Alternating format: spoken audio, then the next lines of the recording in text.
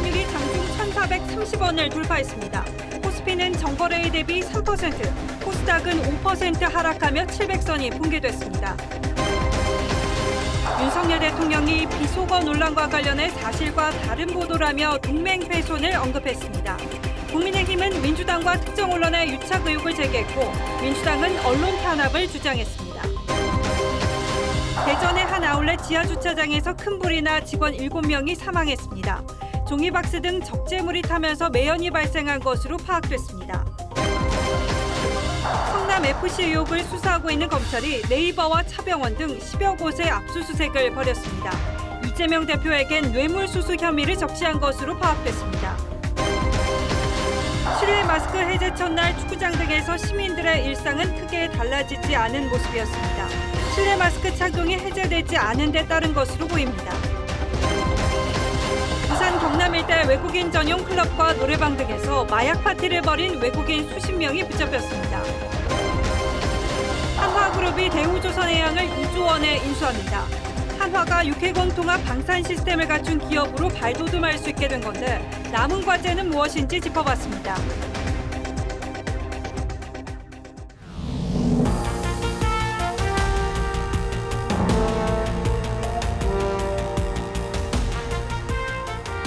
시청자 여러분 안녕하십니까? 뉴스나인의 신동욱입니다. 축구 올림픽 대표팀의 우즈베키스탄과의 평가전이 조금 전 막 끝났습니다. 중계 때문에 뉴스나인이 많이 늦어졌는데 1대1로 끝난 경기 결과는 잠시 뒤에 자세히 설명해드리고 먼저 오늘 낮 일어난 안타까운 화재 소식 전하겠습니다. 대전에 있는 현대 프리미엄 아울렛 지하 주차장에서 불이 나서 7명이 숨지는 참사가 벌어졌습니다. 금은 연기가 1분이 안 되는 짧은 시간에 지하 주차장에 가득 차면서 큰 인명피해가 났습니다. 고서정 기자가 먼저 보도하겠습니다. 검은 연기가 대전 프리미엄 아울렛을 완전히 뒤덮었습니다. 지하 주차장 이어진 통로마다 쉴 새 없이 연기가 뿜어져 나옵니다. 대전 현대 아울렛에서 불이 난 건 오늘 아침 7시 45분쯤. 순식간에 검은 연기가 지하 주차장을 집어삼켰습니다. 한 2, 30초도 안 걸린 것 같아요. 순식간에 이제 검은 연기가 차더니 가라앉아갖고. 불이 난 곳은 지하 1층 주차장 하역장 인근입니다. 불이 나자 소방당국은 소방 헬기 등 장비 60여 대와 인력 694명을 투입해 불은 7시간 만에 진화했지만 연기와 유독가스로 인해 구조 작업이 어려움을 겪었습니다. 대전 현대 아울렛 화재로 모두 7명이 숨지고 1명이 중상을 입어 병원에서 치료 중입니다. 대부분 지하 주차장에서 일하던 방제실 직원과 택배 인력 등이 변을 당했습니다. 방제실 직원분도 있고요. 환경미화 쪽으로 일하시는 분도 있고 용역으로도 일하시는 분도 있는 걸로. 화재 현장을 찾은 정지선 현대백화점 그룹 회장은 책임을 회피하지 않겠다며 머리를 숙였습니다. 무거운 책임을 통감하며 사고 수습과 원인 규명을 위해 관계 당국에 최대한 협조할 것입니다. 불이 난 대전 현대 아울렛 측은 지난 6월 민간업체 소방점검 결과 24건의 지적사항을 개선해 소방서에 제출했다고 밝혔습니다. TV조선 고서정입니다. 피해자들은 대부분 연기와 유독가스에 질식돼 숨진 것으로 추정되고 있습니다. 평소 이 지하 주차장에서는 종이박스 등을 쌓아두고 물류 작업을 해왔는데 불이 나자 순식간에 불길이 번졌고 유독가스가 지하 주차장을 가득 메웠습니다. 이어서 김다로 기자가 보도합니다. 대전 현대아울렛 화재 사상자들은 탈의실, 엘리베이터 등 지하 주차장 곳곳에서 발견됐습니다. 불이 처음 난 하역장 인근에서 2명이, 반대편인 화물용 엘리베이터와 여자 탈의실 등에서 5명이 발견됐습니다. 유독가스는 3만 3천여 제곱미터가량의 지하 주차장을 삽시간에 뒤덮으며 인명피해를 키웠습니다. 사인은 모든 분들이 아마 대개 이제 질식사로 이렇게 추정이 됩니다. 화상으로 해가지고 그렇게 빨리 돌아가시는 않거든요. 소방당국은 지하 주차장에 쌓인 종이박스 등 적재물이 불길을 키우고 유독가스를 내뿜었을 것으로 보고 있습니다. 소방당국이 건물 입구마다 내뿜은 검은 연기의 양을 보고 인력과 장비가 모두 출동하는 대응 1단계를 발령했습니다. 의류 같은 게 상당히 많이 있었습니다. 그러니까 이게 어떤 기름 성분 이런 것 때문에 화재가. 대전 현대아울렛은 평소 지하주차장 곳곳에 종이박스 등을 쌓아놓고 물류 작업을 한 것으로 알려졌습니다. 화재는 바로 이렇게 써요. 쌀 데가 없으니까 가야마다 이렇게 써요. 아직까지 정확한 화재 원인이 밝혀지지 않은 가운데 경찰은 내일 오전 소방당국, 국과수 등과 함께 합동 감식을 할 예정입니다. TV조선 김다로입니다. 예, 다음 뉴스입니다. 지난주 미 연준이 지속적인 금리 인상 가능성을 시사하면서 전 세계 금융시장이 공포 속으로 빠져들고 있습니다. 오늘 우리는 다시 한번 금은 월요일을 경험했습니다. 원달러 환율이 1,430원을 넘어섰고 주식시장은 그야말로 패닉이었습니다. 코스피 지수가 3% 넘게 떨어졌고 코스닥은 5% 이상 폭락했습니다. 먼저 오늘 국내 금융시장 상황부터 정리해 보겠습니다. 송무빈 기자입니다. 미국 브랜드 운동화를 직구로 사던 김태엽 씨는 치솟는 환율에 놀라 구매를 미뤘습니다. 싸게 살려고 원래 이제 직구를 조금 했던 편인데 최근에 환율이 너무 올라가지고 직구하는데 전혀 이제 메리트가 없는 것 같더라고요. 구매할 엄두가 나질 않네요. 오늘 원달러 환율은 전거래일보다 22원 오른 1,431.3원에 마감했습니다. 금융위기 이후 13년 6개월 만에 또 최고치를 갈아치웠습니다.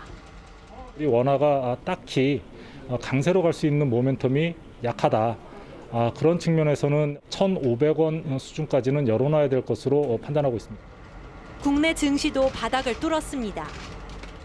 코스피 지수는 3% 넘게 하락했고 코스닥 지수는 5% 넘게 폭락해 2년 3개월 만에 700선이 붕괴됐습니다. 미국발 고강도 긴축과 우크라이나 전쟁 장기화 우려까지 겹치면서 이미 세계적 경기 침체, 아래 공포 우려는 현실화되고 있습니다. OECD는 내년 경제 성장률을 2% 초반대로 지난 6월 전망치보다 더 낮춰 잡았습니다. 그럼에도 아직 물가 상승 압력이 높아 통화 긴축이 더 필요하다는 입장입니다. 긴축 장기화로 인한 경기 둔화 우려 속에 당분간 세계 금융시장은 큰 변동성을 피하기 어려워 보입니다. TV조선 송무빈입니다. 예, 이번 위기는 여러 복합적인 배경을 갖고 있지만 특징은 달러화의 초강세 현상입니다. 달러를 제외한 전 세계 거의 모든 돈의 가치가 폭락하면서 돈이 미국으로 쏠리는 현상이 일어나고 있습니다. 우리의 경우도 자본시장을 통한 달러화 유출이 가속화하고 있고 경상수지 적자까지 이어지면서 달러 부족 현상에 대한 우려가 커지고 있습니다. 우리 정부도 달러 확보 총력전에 나섰습니다. 이어서 배상윤 기자가 보도합니다. 미국 연준의 3회 연속 자이언트 스텝으로 생긴 한미 금리 역전. 최근의 수출 둔화, 글로벌 인플레이션으로 인한 세계 주요국 통화 가치 하락은 모두 원화의 약세 요인입니다. 정부는 이번에는 주요국 통화 약세 현상이 거의 비슷하다며 과거 금융위기와 양상이 다르다고 분석하지만 시장 불확실성이 워낙 큰 탓에 원화값 방어에 안간힘을 쓰는 모습입니다. 우선 한국은행과 국민연금공단이 14조 원 규모의 통화 스와프를 다음 달에 체결할 예정이고 기업이나 개인이 해외 금융자산을 국내로 들어올 경우 세제 혜택을 주는 방안도 검토 중입니다. 또 조선사 등이 미리 정해진 환율의 달러를 파는 선물한 매도도 연내 11조 원가량 풀 예정입니다. 하지만 모두 임시방편에 불과하다는 지적입니다. 현재 구원투수로 언급되는 건 한미 통화 스와프. 체결한 스와프 한도만큼 달러를 끌어올 수 있기 때문입니다. 문제는 긴축 기조로 달러를 끌어모으는 미국으로선 체결할 필요성이 낮은 데다 조건도 맞지 않는다는 겁니다. 전제 조건이 맞았을 때 그 근처에 가서 얘기를 하는 것이 맞지, 지금 마치 우리나라가 무슨 문제가 있는 것처럼 수합을 달라고 하면 오히려 더 부작용이 있을 수 있고. 미국의 강한 긴축 기조가 누그러질 때까지 달러 초강세는 불가피하다는 게 전문가들의 진단입니다. TV조선 배상균입니다. 윤석열 대통령 미국 방문 중에 있었던 부적절한 발언 논란이 이른바 정언 유착 공방으로 번지고 있습니다. 지난 주말 귀국한 뒤 오늘 첫 출근길에서 대통령이 어떤 경로로 사실과 다른 보도가 나가게 되었는지 진상규명이 필요하다고 말하면서 오늘 하루 종일 정치권이 시끄러웠습니다. 여당은 첫 보도를 한 MBC를 향해 과거 광우병 선동이 떠오른다며 맹공을 퍼부었고 민주당은 적반하장식 언론 급박이라고 반박했습니다. 홍현주 기자가 먼저 논란의 핵심부터 짚어드리겠습니다. 3개국 순방에서 돌아온 뒤 처음으로 기자들을 만난 윤석열 대통령은 자신을 둘러싼 비속어 논란이 사실과 다르다고 했습니다. 사실과 다른 보도로서 이 동맹을 훼손한다는 것은 국민을 굉장히 위험에 빠뜨리는 일이다. 대통령실이 해명한 대로 바이든 미 대통령을 언급한 적이 없다는 겁니다. 그러면서 진상이 확실하게 밝혀져야 한다고 강조했습니다. 야당의 사과 요구에 선 진상 규명을 강조하며 정면 돌파 의지를 드러낸 겁니다. 국민의힘은 해당 발언이 MBC 유튜브를 통해 첫 보도되기도 전에 민주당 박홍근 원내대표가 공개석상에서 문제의 발언을 언급한 점을 들어 정언 유착 의혹을 제기했습니다. 특정 정당과 언론사가 보도 정보를 사전에 주고받으며 여론몰이를 시작했다면 완벽한 정언 유착일 뿐 아니라 민주당은 적반하장식 언론 겁박이라며 법적 책임을 묻겠다고 반박했습니다. 마치 제가 MBC와 유착된 것처럼 공식 제기를 해주세요. 그럼 제가 법적으로 확실하게 책임을 물어드리겠습니다. 정치권 공방이 MBC에 대한 명예훼손 혐의 고발과 맞고발로 이어지면서 윤 대통령의 순방 이후 전국에는 더 뚜렷한 대치 전선이 형성되고 있습니다. TV조선 홍현주입니다. 이제는 대통령이 어떤 발언을 했느냐보다 이게 왜 이렇게 비정상적인 방식으로 국내에 알려지고 언론 보도에 앞서 야당 대표의 공개적인 비판이 나오게 되었느냐에 논란이 옮겨가고 있습니다. MBC는 공동 취재단의 카메라에 잡힌 대통령의 발언을 이미 모든 방송사가 공유하고 있었다며 여당이 주장하는 민주당과의 유착 의혹은 터무니없는 모략이라고 주장하고 있습니다. 때문에 이번 사태의 본질을 이해하기 위해서는 먼저 당시 상황을 정확히 알 필요가 있습니다. 저희 역시 방송사 공동 취재단에 포함되어 있었기 때문에 당시 상황을 비교적 소상히 알고 있습니다. 구민성 기자가 정리했습니다.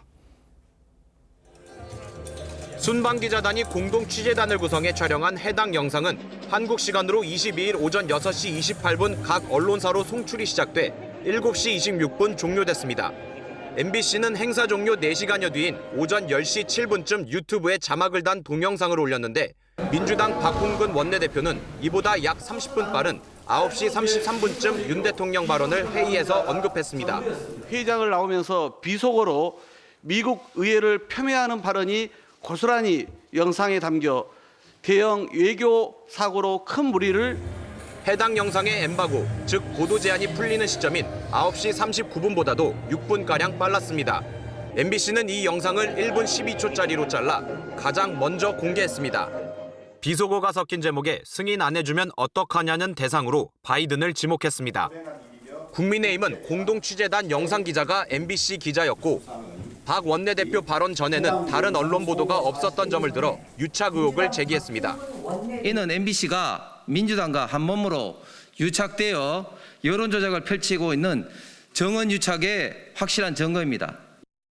MBC 3노조도 성명을 통해 영상의 외부 유출이 안 되는 상황에서 어떻게 오독한 자막 내용이 박 원내대표에게 먼저 들어갈 수 있었겠느냐며 문제를 제기했습니다. 하지만 MBC는 동영상을 유튜브에 올리기 훨씬 전부터 SNS에 관련 동영상이 유포되고 있었다며 의혹을 부인했습니다. 대통령실 영상기자단도 성명을 통해 대통령실에서 해당 영상을 확인해보자고의 내용을 인지할 수 있었다며 비보도까지 요청했지만 받아들이지 않았다고 밝혔습니다. TV조선 구민성입니다. 예, 보시는 것처럼 대통령의 부적절한 발언 논란이 보도 경위 논란으로 번지면서 전선이 좀 복잡해졌습니다. 정치적 입장에 따라서 워낙 말이 달라서 시청자 여러분 역시 많이 혼란스러우실 것 같고 보도하는 저희도 사실 좀 조심스럽습니다. 순방 취재를 다녀온 김정우 기자에게 뉴욕에서 무슨 일이 있었는지 자세히 물어봐드리겠습니다. 자, 김 기자 고생했습니다. 논란이 많은데 어쨌든 이 영상이 국내에 퍼진 시점을 두고 지금 논란이 있는데 대통령이 해외 순방 가면 기자들이 많이 같이 가잖아요. 대개 어떤 방식으로 취재를 합니까? 일단 간단히 설명드리자면 그 순방 일정의 경우에는 현장에 모든 기자가 다 갈 수가 없기 때문에 공동 취재, 그러니까 풀 취재라는 걸로 진행이 됩니다. 예. 그래서 그날 행사장에도 영상 풀 2개 매체 그리고 펜 풀이라고 불리는 1개 매체가 가 있었는데 예. 리포트에서 보신 대로 해당 영상은 12개 방송사 전체에 같은 시간에 송출이 시작됐고요. 58분 뒤에 완료가 됐습니다. 자, 그러니까 그때까지는 공동 취재된 영상이 공유가 된 것이고 그것이 각 언론사로 송출이 되고 나면 어떻게 보도할 것인가의 판단은 언론사가 알아서 한다는 거군요. 그런데 왜 특별히 MBC에 문제가 있다는 주장이 나오는 거죠? 이게 좀 문제가 된 행사가 좀 갑자기 잡히는 바람에 그 현장에서 내용 정리에 좀 시간이 지체했습니다. 그런데 이번 순방을 동행한 전체 기자단이 한 70여 명쯤 됩니다. 그런데 마침 영상을 촬영한 기자와 그리고 문제의 발언을 신속하게 파악해낸 기자 그리고 유튜브를 통해서 가장 먼저 보도한 곳이 모두 MBC였다 이런 주장입니다. 그래서 뭔가 의도가 있었던 거 아니냐 이런 의심인 건데 하지만 말씀드린 대로 그 영상 촬영은 풀 취재였고요. 그리고 해당 발언을 어느 한 기자가 먼저 포착을 했다고 해도 결국 이후 판단은 각 언론사의 재량이기 때문에 이를 문제 삼는 건 좀 과하다 이런 지적이 있습니다. 자, 그러니까 언론사가 판단해서 보도한 것 자체를 문제 삼는 것은 좀 과하다 이런 지적이 있다.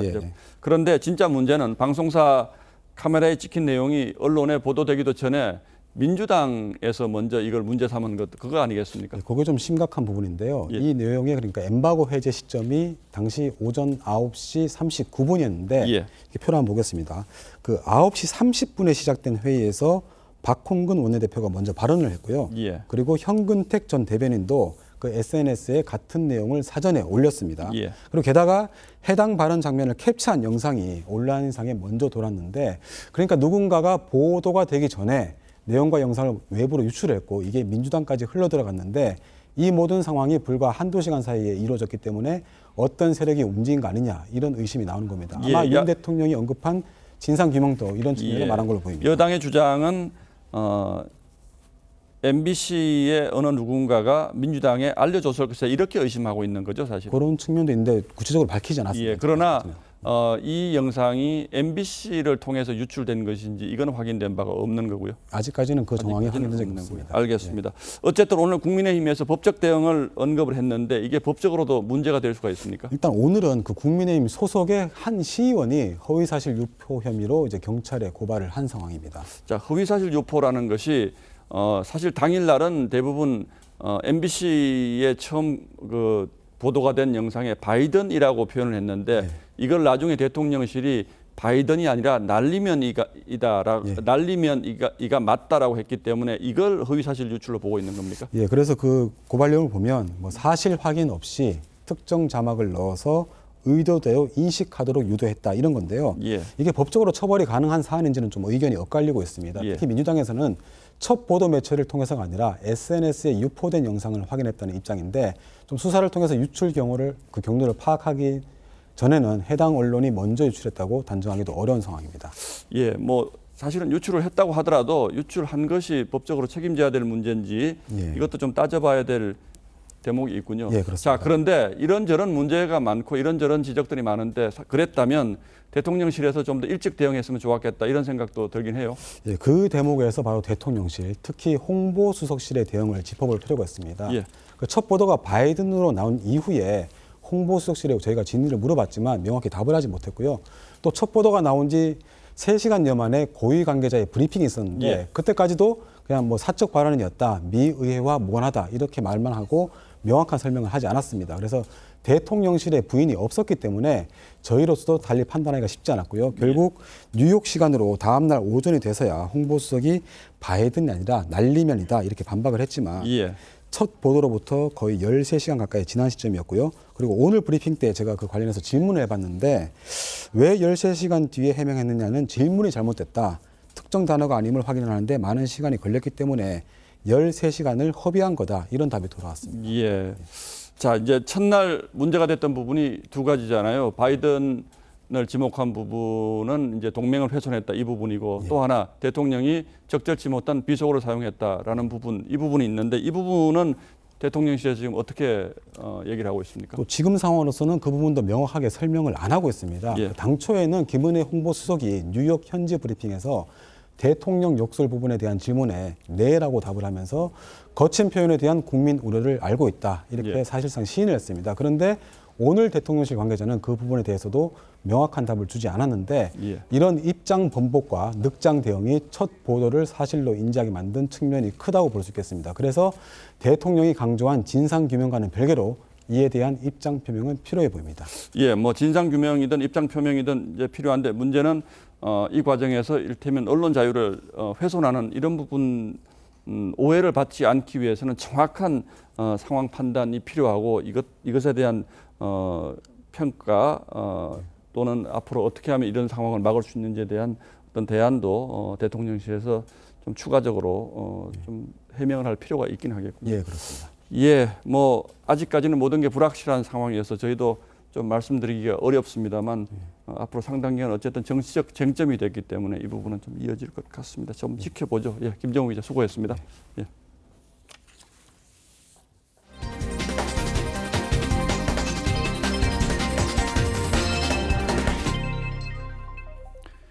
민주당 이재명 대표가 성남시장 시절 기업에 특혜를 주고 성남FC 후원금을 받았다는 의혹과 관련된 수사가 속도를 내고 있습니다. 검찰이 최근 두산그룹을 압수수색한 데 이어서 오늘은 경찰 수사 단계에서 무혐의 결론이 났던 네이버와 차병원 등도 압수수색했습니다. 한 차례 무혐의 결론이 난 것을 다시 들여다보는 이유가 뭔지 송민선 기자가 자세히 취재했습니다.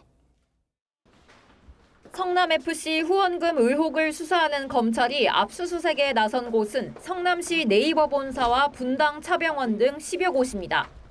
특히 네이버가 후원금을 내면서 창구로 활용한 것으로 알려진 공익법인 희망살림과 주빌리은행도 압수수색 대상에 포함됐습니다. 5번 오신 것 같은데요. 얼마 안 됐어요. 끝난 지 5시 한 40분 정도 간 거예요.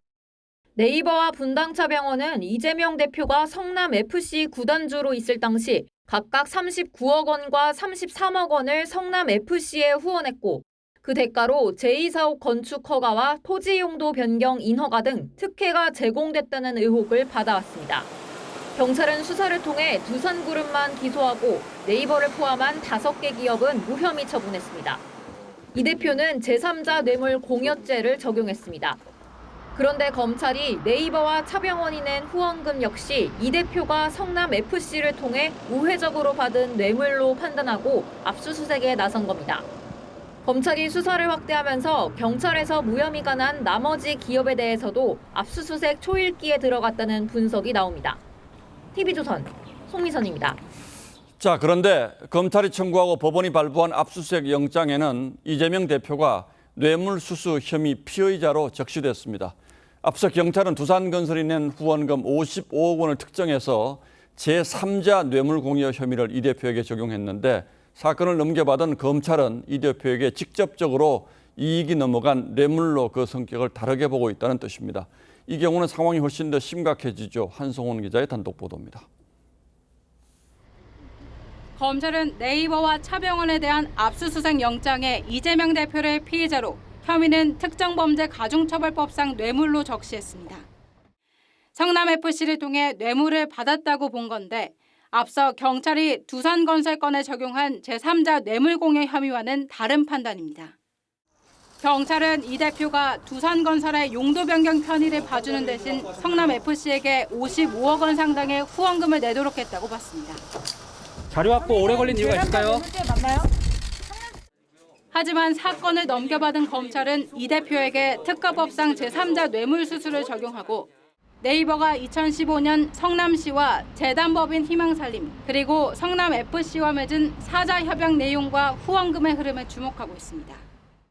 네이버는 시민부채 탕감운동 롤링주빌리 지원을 위해 40억 원을 재단법인 희망살림에 지원했는데 39억 원은 성남FC 후원금으로 들어갔고 성남FC 선수들은 2년 동안 롤링주빌리의 로고가 박힌 유니폼을 입었습니다.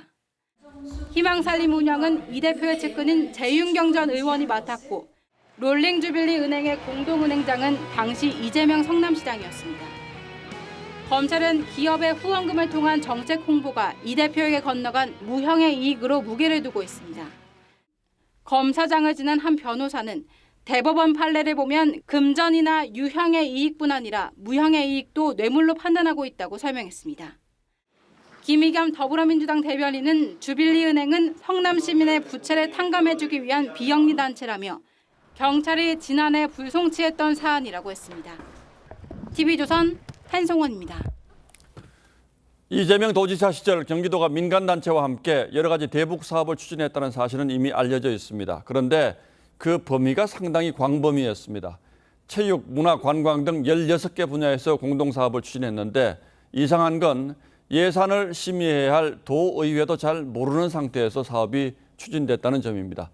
저희 취재진이 당시 사업 추진 내역이 상세히 들어있는 비공개 보고서를 입수했습니다. 김보건 기자가 취재했습니다. 2019년 5월 중국 단둥의 한 호텔. 이화영 당시 경기도 평화부지사와 대북단체 아태평화교류협회 안모 회장, 북한 인사 등이 모여 회의를 합니다.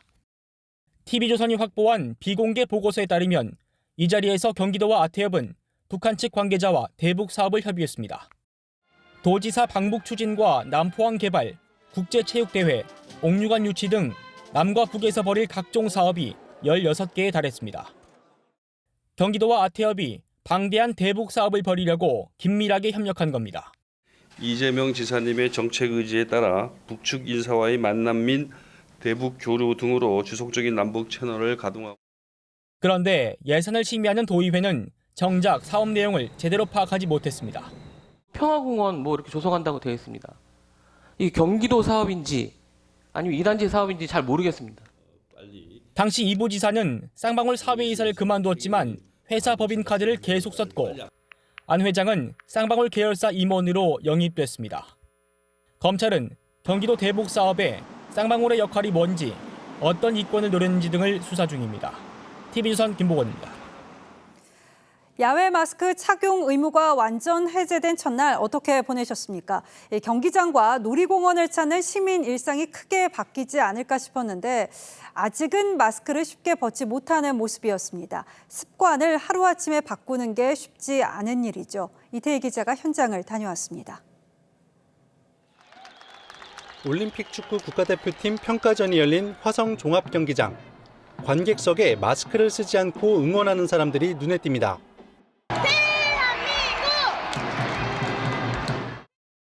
이제는 이렇게 50명 이상이 있는 야외 경기장에서 마스크를 벗고 응원을 해도 방역수칙 위반이 아니지만 여전히 마스크를 쓴 관중이 더 많습니다. 아직 팬데믹이 끝나지 않은 불안함 때문입니다. 재감염될까 봐 혹시나 그래서 길거리에서도 마스크 쓰는 분이 계시니까. 다 같이 여기서 앉아서 보는 거니까 그래도 최소한의 예의를 지키기 위해서. 방역당국 역시 야외라도 1m 거리 두기가 힘들면 마스크 착용을 권고하고 있습니다. 긴 줄이 늘어선 놀이공원 풍경도 크게 달라지지 않았습니다. 커플인데 한 사람은 마스크 차림, 한 사람은 노마스크 차림입니다. 2년 동안 쓰다 보니까 습관이 돼서 계속 쓰게 되는 것 같아요. 실내 마스크 해제에 대해선 올 가을과 겨울 유행 상황을 지켜봐야 한다는 주장이 우세합니다. 어느 정도 안정이 되고 나면 일시에 실내 마스크를 다 같이 벗는 것이. 오늘 신규 확진자는 1만 4,168명으로 77일 만에 최저를 기록한 가운데 내일부터는 고위험군 대상 오미크론 변이용 개량 백신 사전 예약이 시작됩니다. TV조선 이태희입니다. 경기도 버스노조가 총파업 출정식을 열었습니다. 노조 측은 지자체가 부족한 수익을 지원하는 버스 준공영제 전면 시행과 1일 2교대제 등을 요구하고 있지만 버스업체는 물론 경기도와도 의견차가 큰 상황입니다. 탈출구를 찾지 못하고 있는 경기도 버스 상황을 구자연 기자가 보도합니다. 경기도 버스 노조원 3천여 명이 도로에 모여 구호를 외칩니다. 준공영제 쟁취하자! 쟁취하자! 쟁취하자! 경기도 전체 노선버스의 92%가 소속된 버스 노조협의회가 총파업 출정식을 가졌습니다. 버스노조 측은 전 노선의 준공영제 시행과 1일 2교대제, 임금 인상을 요구하고 있습니다. 새벽 첫 차부터 마지막 운행까지 하루 17시간 운전을 해야 하는 열악한 민영제 근로 여건을 바꾸고 서울시 버스기사와 월급이 최대 100만 원까지 차이 나는 처우를 개선해달라는 주장입니다. 급여라든가 근로조건에서 많은 차별을 저희가 받고 있기 때문에 이번이 아니면 저희 경기도 버스는 살아남지 못할 것이라는 것을. 반면 버스업체 측은 이번 달 첫째 주 하루 평균 수익금이 36억 원으로 코로나19 확산 이전 44억 원에도 미치지 못한 데다 최근 경유 등 연료비 상승으로 경영수지가 악화되고 있다면서 경기도의 버스 사업 구조 개선 없이 노조의 요구를 받아들이긴 어렵다는 입장입니다. 막대한 재원이 필요한데 지금 사업도 하기가 어려운데 그 재원이 있어야 해줄 수 있죠. 노사양 측은 경기도가 해법으로 제시한 일부 노선에 대한 노선 입찰제 준공영제 단계적 시행에 대해서 사실상 반대하고 있어 평행선을 달리는 상황입니다. 노조는 오늘 29일 최종 협상이 결렬되면 30일 버스 첫 차부터 파업에 들어갈 계획입니다. 총파업에 돌입하면 경기도에서 서울로 이어지는 광역버스도 함께 멈춰 출퇴근 대란으로 이어질 수 있습니다. TV조선 구자영입니다. 외국인 수십 명이 부산 경남 일대 외국인 전용 클럽과 노래방 등에서 마약 파티를 벌이다가 붙잡혔습니다. 유흥업소가 마약 유통 온상으로 변질된 건데 김동현 기자가 취재했습니다. 굳게 닫힌 철문을 부수고 단속반이 내부로 진입합니다. 노래방 곳곳을 수색하자 담뱃갑에선 숨겨뒀던 마약이 나옵니다. 그거 네 거지? 경남 창원의 한 외국인 전용 유흥업소에서 벌어진 마약 파티를 경찰이 급습한 겁니다. 지난 7월부터 2달 동안 마약 관련 범죄로 부산경찰에 붙잡힌 베트남인은 72명. 이들은 SNS로 참가자를 모집하고 주말마다 부산과 경남의 외국인 전용 유흥업소에서 마약 파티를 벌였습니다. 외국인 노동자와 유학생 신분으로 국내에 들어온 불법 체류자가 대부분이었습니다. 평상시에 하는 일이 힘들기 때문에 그 피로를 잊기 위해서 마약 파티에 참여했다고. 경기 시흥시에서도 오늘 노래방에 마약 파티를 벌인 베트남인 25명이 적발되는 등 최근 10년 사이 외국인 마약 사범은 6배 넘게 늘어났습니다. 동남아 노동자나 유학생들 굉장히 많은 편이라서 자체적으로 커뮤니티가 활성화되다 보니까 아무래도 뭉치게 되고. 경찰은 마약 사범 외국인 5명을 구속하고 62명은 추방하는 한편 마약 유통에 온상이 된 외국인 전용 유흥업소를 집중 단속할 예정입니다. TV조선 김동영입니다. 가스 배관을 타고 헤어진 여자친구 집에 들어가서 폭행을 저지른 남성에 대해서 법원이 구속영장을 기각했습니다. 도주 우려가 없다는 이유를 들었는데 반발이 확산되고 있습니다. 피해자가 원하지 않으면 처벌할 수 없는 반의사 불벌죄를 폐지하라는 목소리도 커지고 있습니다. 이성진 기자입니다.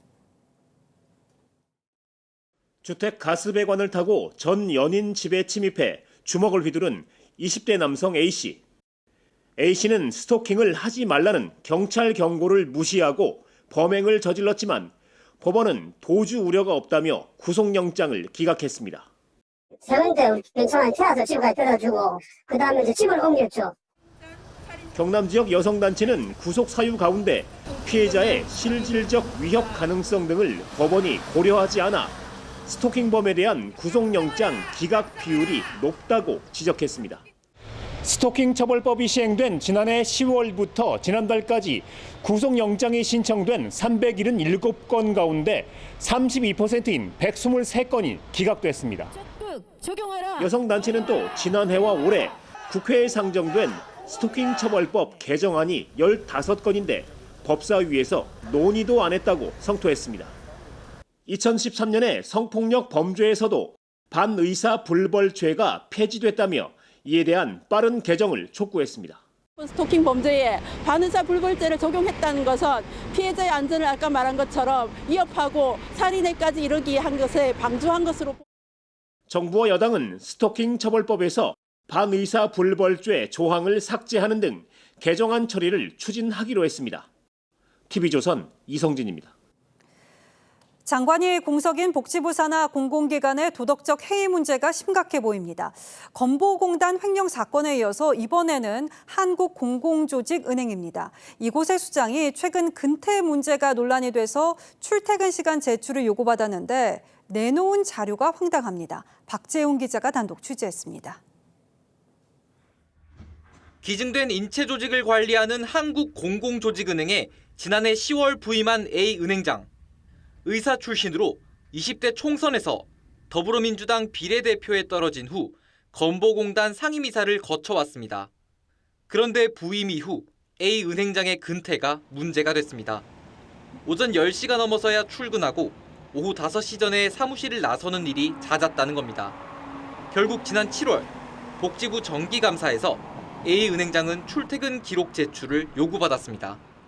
직원들은 출입카드를 찍어 출퇴근 기록을 남기는데 A은행장은 출퇴근 전자 기록이 없다고 주장했습니다.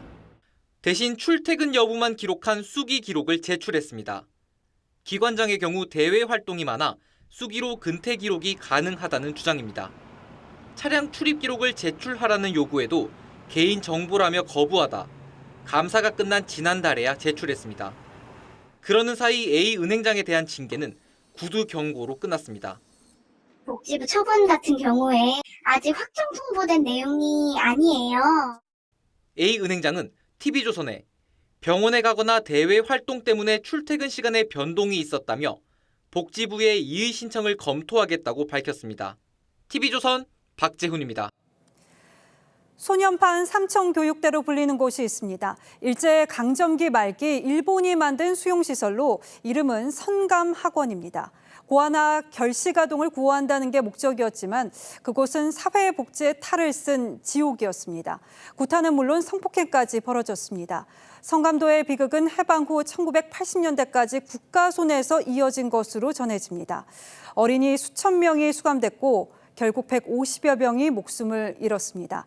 진실을 밝히기 위한 유해 발굴 작업이 시작됐습니다. 피해 현장에 임서인 기자가 다녀왔습니다.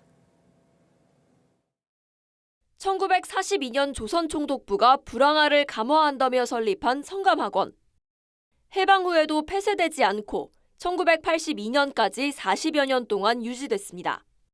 경기 도립 성감학원에서는 그 공사가 완료했으므로 그동안 불황아는 물론 부모가 있는 아이까지 10살 내외 어린이 4,600여 명이 영문도 모른 채 끌려와 수용됐습니다. 원생은 수시로 강제노역에 동원되고 고문과 폭력에도 시달렸습니다. 상당수는 구타와 영양실족, 탈출을 시도하다 숨졌고 시신은 안매장됐습니다. 도망가다 빠져 죽어서 우리 섬 쪽으로 밀려온 아이가 있었어요. 그래서 여기 갖다 묻기도 했습니다. 제가 있는 이곳은 성감학원 본관 앞들이 있던 자리로 피해자들은 특히 이곳에 많은 시신이 묻혔다고 진술했습니다. 희생자 수조차 정확히 파악되지 않은 상황. 공식 기록에는 오직 24명의 사망자가 있었던 것으로 나타나지만 저희가 2017년, 18년에 조사를 해봤더니 여기 한 140에서 159 정도의 묘가 있었어요. 발굴 작업을 시작한 진실화해위원회는 유해가 확인되면 국가와 지자체 등의 일대 전면 발굴을 권고할 계획입니다. TV조선 임서인입니다. 올해 한국전력이 전례 없는 적자를 기록할 것으로 전망됐죠. 전 세계적 에너지 위기에 탈원전 정책 여파까지 더해진 게 원인으로 분석되는데요. 이 상황이 대기업 비상으로까지 이어지게 됐습니다. 정부가 사용량이 많은 대기업 전기료부터 인상하겠다는 입장을 내놨습니다. 반도체와 철강이 특히 비상입니다. 유혜림 기자입니다. 10대 기업 임원들과 마주 앉은 산업부 장관. 산업용 전기요금 인상을 시사하며 대기업을 겨냥했습니다. 특히 에너지 절감 효과가 큰 대용량 사용자 중심으로 우선적인 요금 조정이 불가피한 상황입니다. 그러면서 이 장관은 한국전력의 올해 적자가 30조 원을 넘어설 위기라며 에너지 요금 정상화가 절실하다고 설명했습니다. 실제 국내 전력 소비 중 산업용이 차지하는 비율은 55%로 절반이 넘지만 원가 회수율은 70%에 불과해 탈수록 적자인 상황입니다. 정부의 대기업 전기요금 인상 방침에 전기를 많이 쓰는 반도체 철강업계는 비상입니다. 지난해 국내 기업의 전력 소비 순위 역시 삼성전자가 1위로 가장 많은 전기를 썼고 하이닉스, 현대제철 등이 뒤를 이었습니다. 또 정부가 고압 전력 요금과 심야 시간 요금 인상을 검토 중이어서 24시간 공장을 돌리는 대기업들의 생산 비용도 늘어날 전망입니다. 그만큼 생산 비용이 더 올라가지 않겠습니까? 그리고 또 그 비용 올라간 만큼 가격에 전가가 안 된다면 수익성이 그만큼 악화된다는. 일각에선 문재인 정부의 탈원전 정책으로 인한 한전 적자를 대기업에게 떠넘기는 것 아니냐는 볼멘 소리도 나옵니다. TV조선 유혜림입니다. 정부와 산업은행이 결국 대우조선을 한화그룹에 팔기로 결정했습니다. 한화그룹은 10여 년 전에 이미 우선 협상 대상자로 선정됐다가 한 차례 포기한 적이 있는데 결국 대우조선을 품에 안게 된 겁니다. 방위산업을 중심으로 한 주력 사업에 대우조선이 큰 도움이 될 거라는 판단을 하고 있는데 그동안 들어간 막대한 공적 자금에 비해서는 헐값 매각 논란도 있습니다. 박상현 기자가 보도합니다. 지난 2001년 워크아웃을 졸업한 대우조선해양. 21년 만에 새 주인으로 한화그룹을 맞이하게 됐습니다. 대우조선의 최대 주주인 산업은행이 한화그룹과 조건부 투자 합의서를 체결했다고 밝혔습니다. 유상증자를 통해 한화가 대우조선의 지분 49.3%를 확보해 경영권을 가진다는 계획입니다. 산은은 한화 외에도 다른 기업들의 투자를 위해 경쟁 입찰을 하겠다고 했지만 마땅한 후보가 없는 상황입니다. 사실상 대우조선을 한화에게 매각하는 수순입니다. 경영 및 재무 역량이 검증된 국내 대기업 계열에게 투자 의향을 타진하였으며 그 결과 한화그룹이 인수 의향을 표명하였습니다. 한화는 지난 2008년에도 대우조선 인수를 시도했지만 당시 글로벌 금융위기로 인한 유동성 문제로 포기한 바 있습니다. 결국 이번 인수를 통해 대우조선의 잠수함 사업과 한화의 방산 부문이 결합해 시너지 효과를 낼 것으로 기대하고 있습니다. 민간 기업으로 전환하는 것은 필요하다고 생각되고요. 특히 방위산업 등과 연관된 형태로 연결될 수 있는 부분에 있어서 평가할 수 있다고 생각됩니다. 세계 4위 조선업체인 대우조선을 품게 되면 한화그룹의 총 자산도 100조 원에 육박하게 됩니다. 하지만 6개 분기 연속 적자를 기록한 대우조선의 재무 건전성 개선은 여전히 과제로 남아 있습니다. TV조선 박상현입니다. 정부가 유령회사를 동원해서 공공택지를 낙찰받는 이른바 벌떼 입찰에 칼을 빼들었습니다. 불법으로 입찰받은 업체는 택지와 개발 이익을 환수하고 규제 지역에선 한 업체당 한 필지로 참여를 제한한다는 방침입니다. 김연아 기자가 취재했습니다.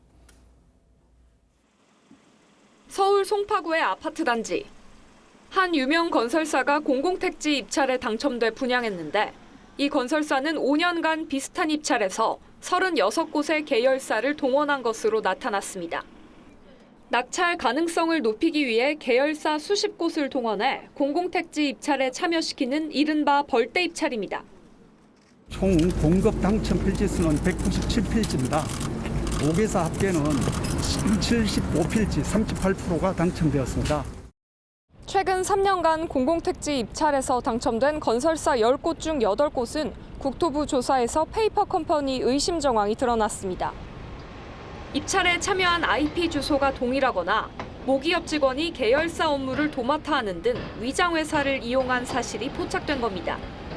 이 같은 편법 입찰을 뿌리 뽑기 위해 정부가 대책을 내놨습니다.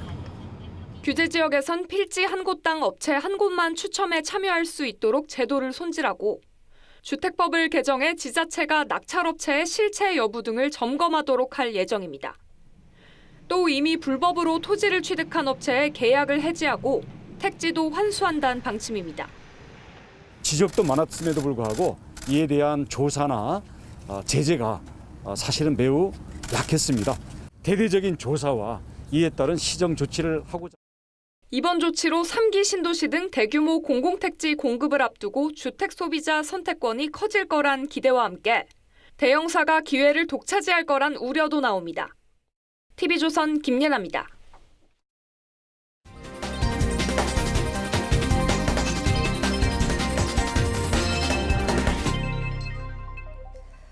영국에 이어 이탈리아에서도 여성 총리 시대가 열렸습니다. 이탈리아에서는 사상 처음으로 무엇보다 파시즘 창시자인 무솔리니를 계승해서 여자 무솔리니라고 불립니다.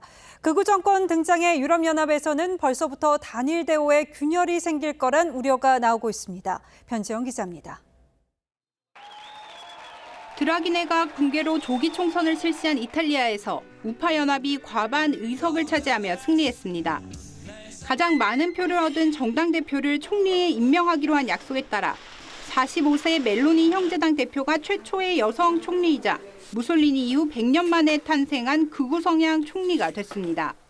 Saremo chiamati a governare questa nazione, lo faremo per tutti. lo faremo per tutti gli italiani, lo faremo con l'obiettivo di 파시즘 슬로건을 선거 구호로 쓰는가 하면 반이민, 낙태금지 공약 등을 내세워 여자 무솔리니, 유럽에서 가장 위험한 여성이라 불립니다. Sí a la familia natural, no a los lobby LGBT.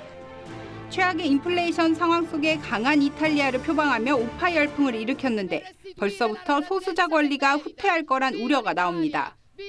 Meloni, perché da quello che ha dichiarato quindi sui diritti delle donne, sui diritti dei giovani, sui diritti in generale, prevedo proprio un ritorno indietro di 이탈리아가 보호 무역주의로 회귀하고 러시아 제재 등의 이견을 내며 유럽연합 분열을 일으킬 수 있다는 전망에 국제사회는 긴장하고 있습니다. TV조선 변재영입니다. 걸그룹 블랙핑크의 2집 앨범 봄핑크가 미국 빌보드 메인 앨범 차트 정상을 차지했습니다. 한국 여성 가수 최초입니다. 이로써 블랙핑크는 영국과 미국 음반 시장을 동시 석권한 아시아 첫 여성 가수가 됐습니다. 이정민 기자입니다.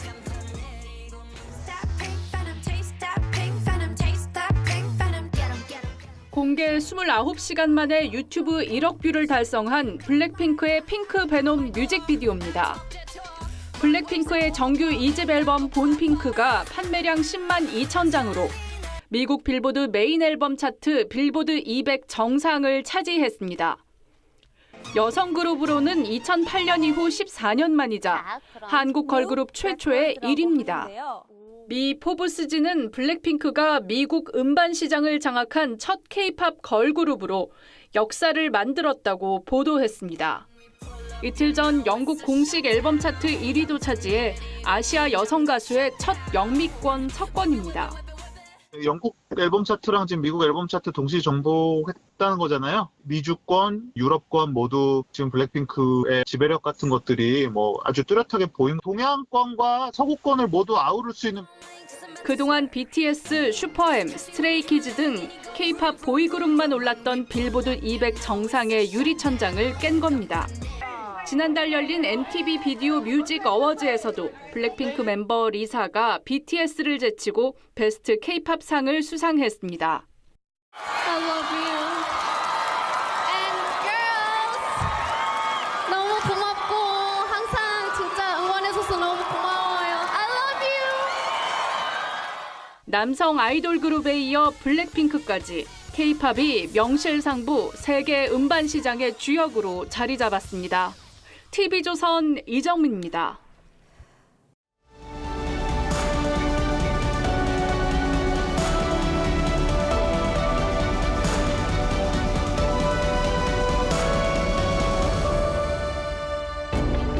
(1950년대) 어릴 적 시인의 마을 뒷산 무덤 앞에 무덤처럼 고봉으로 담은 흰 쌀밥 한 그릇이 놓여 있었습니다. 흉년으로 굶어 죽은 사람의 무덤이었습니다. 붕부는 그의 죽음의 무덤이고 밥은 그의 삶의 무덤인 양 서로 키를 재고 있었다. 사는 것은 밥 먹는 것이고 그 밥을 버는 일입니다. 배고픈 어린 아들을 타지로 떠나보내며 아버지가 다독입니다. 아가, 애비말 잊지 마라. 가서 배불리 먹고 사는 곳, 그곳이 고향이란다. 1890년대 주막에서 나그네가 밥을 먹습니다. 밥그릇 높이가 9cm, 지름이 13cm쯤 되니까 900ml가 들어갑니다. 요즘 밥 공기 3배, 그러니까 3끼 밥을 한 끼에 먹었던 것이죠. 어느 도자기 업체가 1940년대 이래 밥 공기 용량을 비교했더니 이렇게 290ml까지 작아졌더랍니다. 건강 챙기고 다이어트 하느라 70년 사이에 밥 양이 무려 60%나 줄어든 셈이죠. 급기야 올해 1인당 고기 소비량이 처음으로 쌀 소비를 넘어설 거라는 전망이 나왔습니다. 한국인은 밥심으로 산다는 말이 무색합니다. 올해 하는 인사말 밥 한 번 먹자가 고기 한 번 먹자에게 밀려나게 생겼습니다.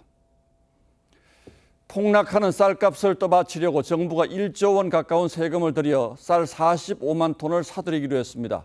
공공비축제도가 도입된 지난 2005년 이후에 최대 규모입니다. 별도로 공공비축미 45만 톤도 사들일 계획이어서 올해 수확하는 생산량의 4분의 1이 시장에서 격리됩니다. 하지만 당장 급한 불부터 끄고 보는 단기 처방일 뿐이죠. 쌀 소비는 급격하게 줄어드는데 공급은 별로 줄지 않는 수급 불균형이 근본적인 문제라고 할 수 있습니다. 방법은 다른 작물 재배를 유도하고 쌀 생산 원가를 낮추는 쪽으로 정책 방향을 바꿔나가는 것밖에 없습니다. 민주당이 추진하는 양곡관리법은 공급 과잉과 재정 부담 때문에 정부가 난색을 보이고 있습니다. 기본적으로 쌀 공급을 줄이는 방향이 아닐 뿐더러 쌀값이 더 올라 소비 감소를 부채질할 위험도 있어서 신중하게 접근하는 게 좋을 듯합니다.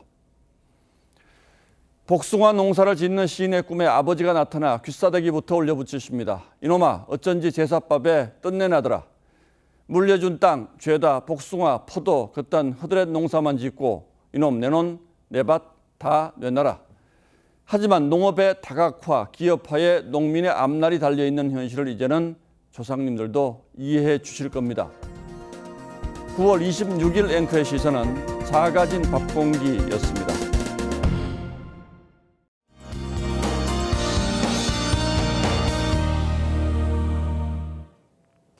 이번 주는 대체로 맑은 날씨가 이어지면서 대기가 차츰 건조해지겠습니다. 요즘 야외 활동도 많아지는 시기인데요. 산불 등 화재 예방에 신경 쓰셔야겠습니다. 낮에는 기온이 크게 올라 약간 덥게까지 느껴지겠습니다. 반면 아침 저녁으로는 서늘하겠는데요. 큰 일교차에 맞게 겉옷을 잘 챙기셔야겠습니다. 자세한 내일 날씨 보겠습니다. 하늘 대체로 맑겠는데요. 다만 내륙 지역으로는 아침까지 안개가 짙게 끼겠습니다. 내일 서울의 아침 기온은 15도까지 떨어지겠지만 한낮에는 28도까지 오르겠습니다. 남부 지역도 일교차가 10도 이상 벌어지겠는데요. 대구는 16도에서 시작해 낮에는 27도까지 오르겠습니다. 날씨였습니다. 9월 26일 월요일 뉴스9은 여기서 모두 마치겠습니다. 시청해주신 여러분 고맙습니다.